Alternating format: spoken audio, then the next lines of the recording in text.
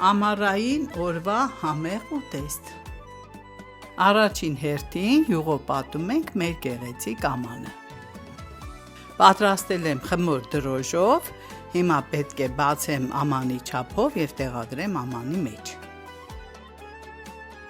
Այժմ պատարագաղով պետք է ծակծկեմ մեր խմորը, ունեմ 2 տեսակի դդմիկ, կանաչ և դեղին, վերցնում եմ դանակատիպ քերիչը և դրանով բարակ շերտահան եմ անում մեր դդմիկները։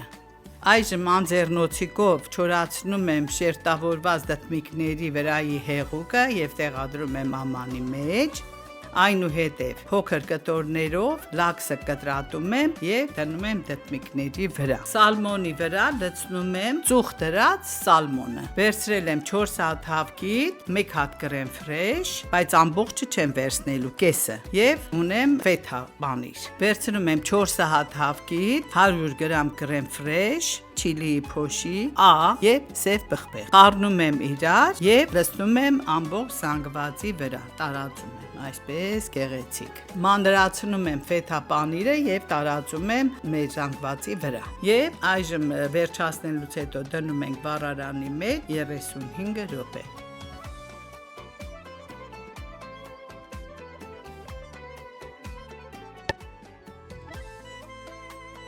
Անմահական սիրելիներս, համեղություն, փորձեք անպայման։ Ես վերցրել եմ